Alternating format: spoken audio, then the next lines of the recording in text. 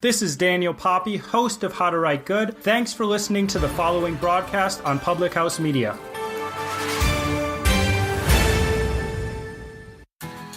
Do you need some extra motivation in your life?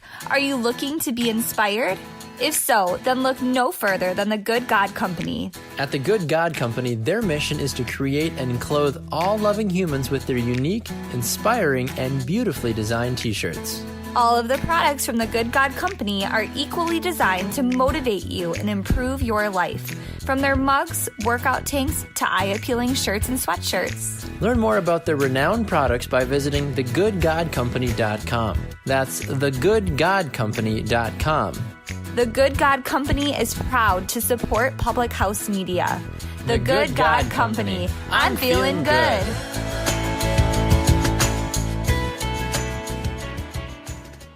Hey, this is Jerry Strauss, host of Hollywood Happy Plays here on Public House Media. Thank you for listening to the following broadcast on Public House Media. And once you're done with this episode, I hope you'll come check out my show, Hollywood Happy Plays, where we talk with and about all of your favorite names from the worlds of TV, movies, music, whatever entertains you. We are getting up close and personal with those people right here on HHP. A new show comes out every 2 weeks, so don't forget to subscribe on iTunes so you never miss an episode of Hollywood Happy Place. Thank you again for checking out the following broadcast on Public House Media.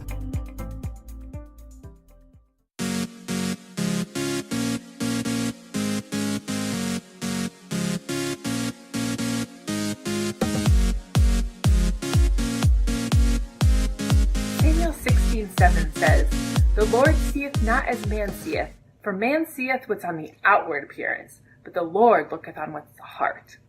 Good morning. Welcome to Public House Media. My name is Kim Meyer. I'm so glad that you're here with us this morning. I want to welcome you today to this amazing day. First of all, it's a Wednesday. It is beautiful outside. It is fun day to be alive. I am ramp-roared ready to go after a fantastic workout. And excited to talk to you about Be-You-Tiful, a way for you to be you and know that you are God's greatest gift to mankind and to this world, exactly how you are in your heart. And you don't need to be like anybody else to be fantastic. You can be you and love yourself more and more each day.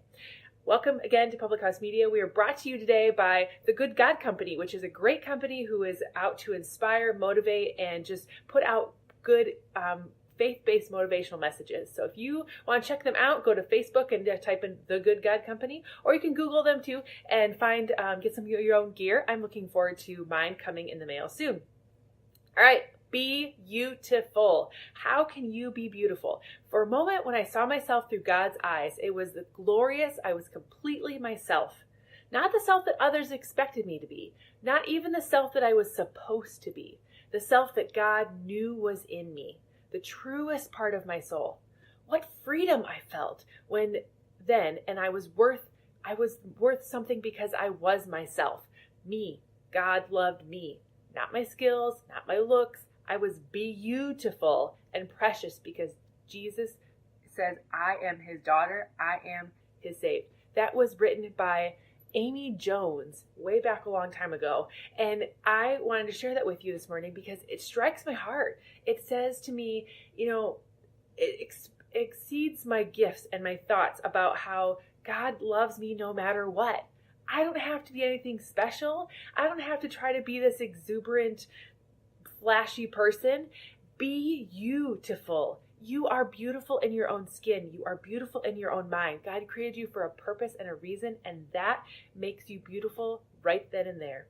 You don't have to be a certain size. You don't have to be a certain look. You don't have to have a certain hair color, eye color, or certain clothes on your body. You don't have to wear a certain makeup. You don't have to have a certain bag. You don't have to have perfect sunglasses or even the perfect house or job.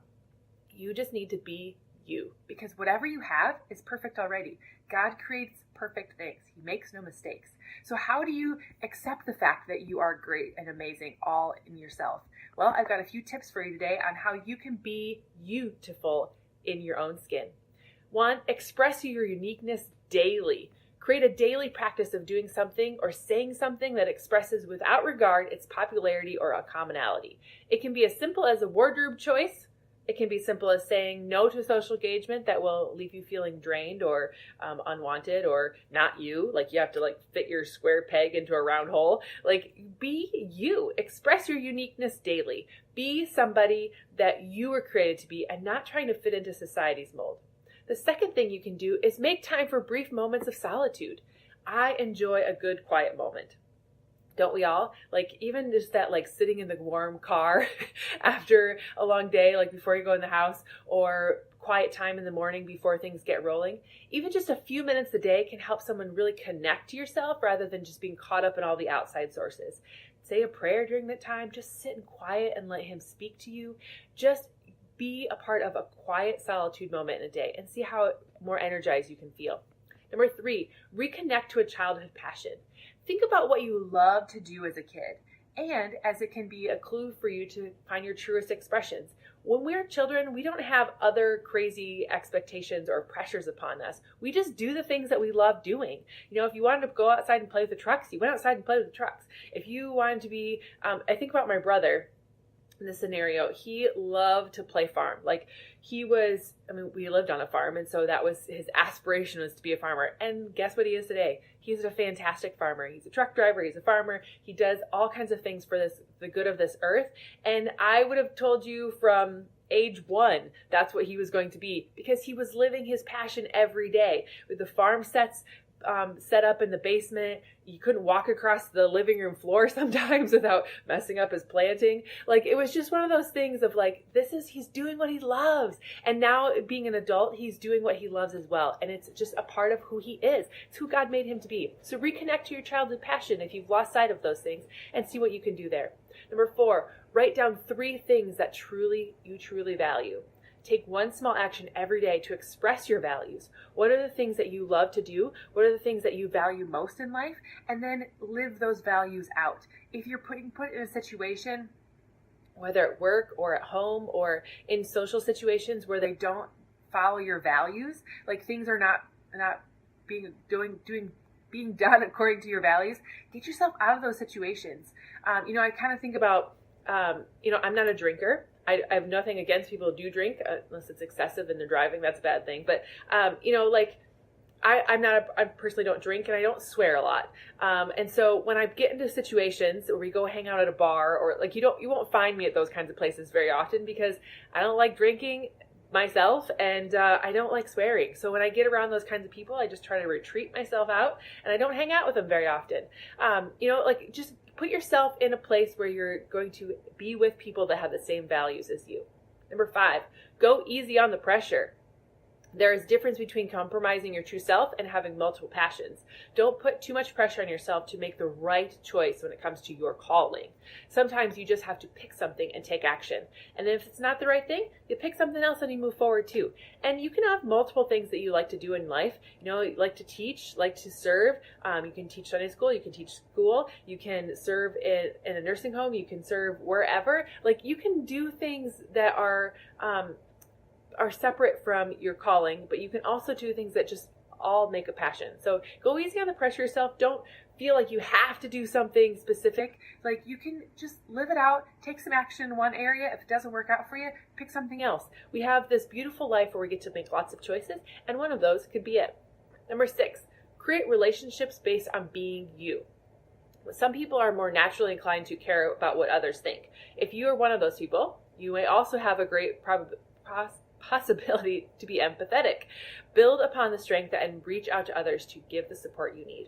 So create relationships based on who you are, on being yourself. If you're an empathetic person, be that kind of person. If you're a strong-willed person, you're probably not going to hang out with a lot of other strong-willed people. Or if you do, you got to find that non-comparison piece in there.